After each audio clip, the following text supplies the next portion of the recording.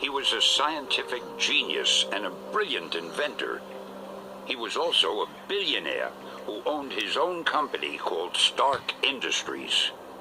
But Tony Stark was something more.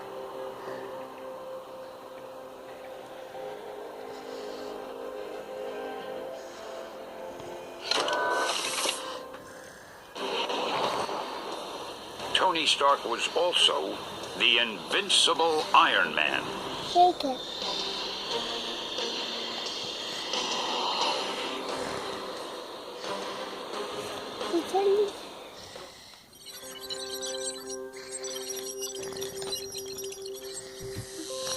One day, while in Stark Tower, Tony heard a report that a rebel known only as the Mandarin had stolen large shipments of top-secret technology, some of which belonged to Tony.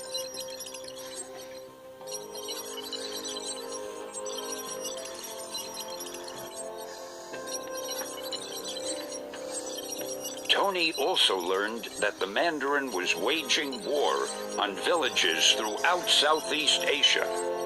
Tony knew that it was up to him to help as Iron Man.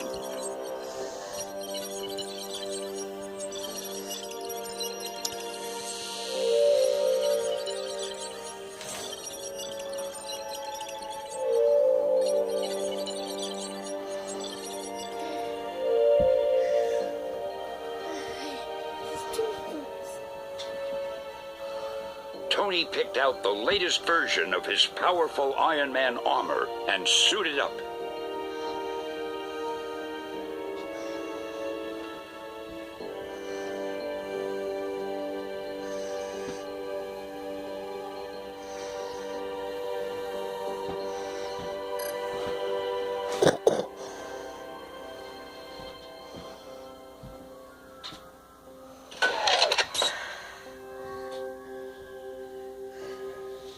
Swipe to lock Edward's glove.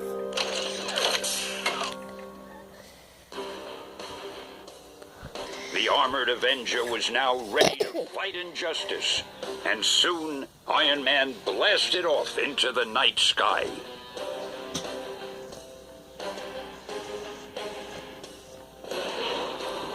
With the use of his repulsor technology, the invincible Iron Man blasted across the sky at Mach speed. At this rate, I'll reach the Far East in no time, Iron Man said to himself. Then I'll find out just what trouble this mysterious Mandarin character is causing.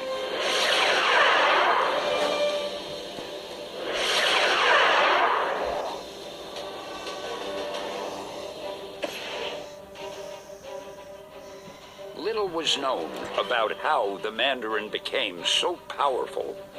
Some say, while climbing a mountain in the Valley of Spirits, he stumbled upon a spaceship. Inside the ship, he found 10 magical rings, each one containing a different, extraordinary power. When he put them on, the Mandarin was unstoppable. The ring shot fire and ice, and one even let him control people's minds. The Mandarin was now all-powerful, but instead of using his powers for good, he wanted to use them to take over the world.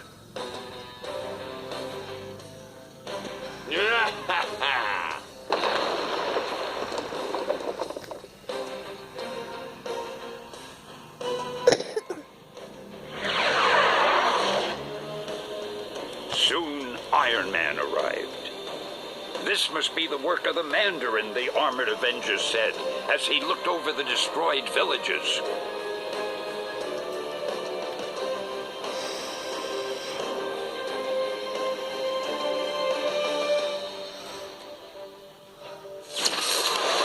Suddenly, the Mandarin fired a powerful beam at Iron Man, knocking him out of the sky.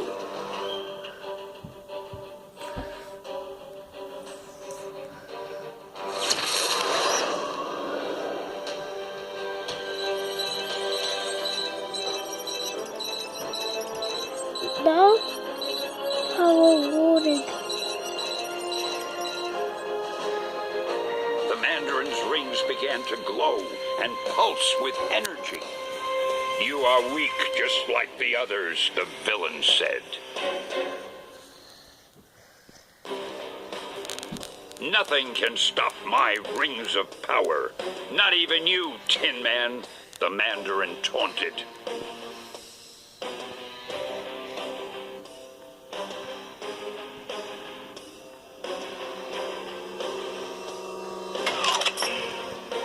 "The name's Ironman-Tony," yelled.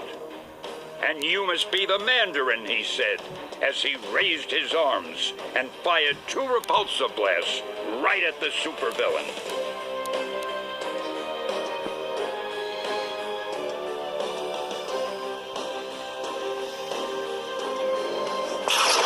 "I heard you were causing some trouble. I'm here to stop you," Iron Man said as he fired another blast.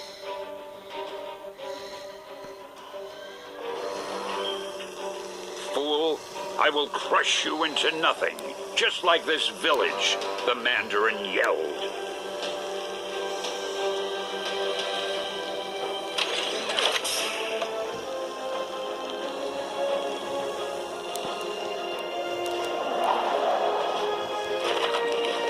Just then, the Mandarin used one of his magical rings to shoot a cold blast of ice at Iron Man.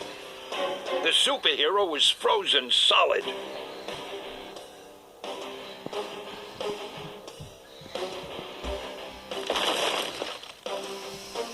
Tony quickly turned up the electromagnetic energy around his suit.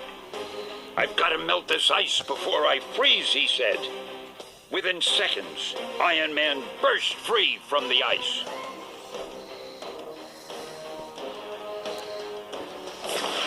But the Mandarin was ready for him and used one of his rings to shoot flames at the armored Avenger. Then, the Mandarin used a different ring to command the winds to twist and turn Iron Man's armor.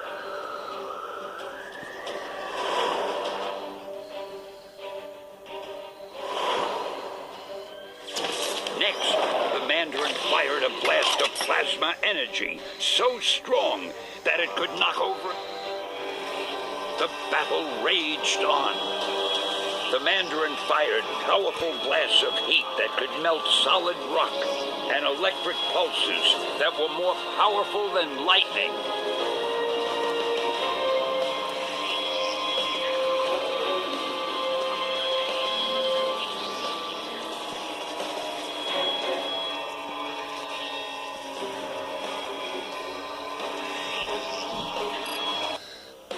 But the invincible Iron Man would not give up.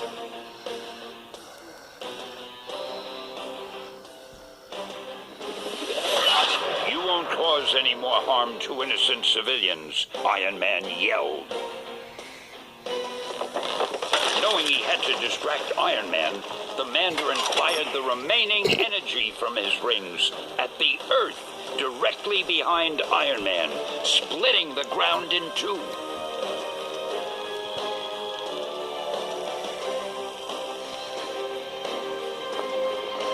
In the earth began to grow, and when Iron Man turned to see where it was headed, it was already too late. A little boy who was standing near the cracked earth had fallen into the massive hole in the ground. "Help!" the little boy screamed as he clung to the edge. Iron Man had to act fast.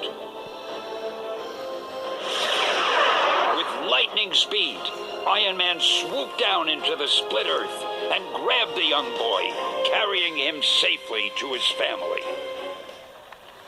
Iron Man saved the boy and the village, but the Mandarin had escaped. "I have a feeling this is not the last I will see of the Mandarin," Iron Man said to himself. "And next time, I will be ready."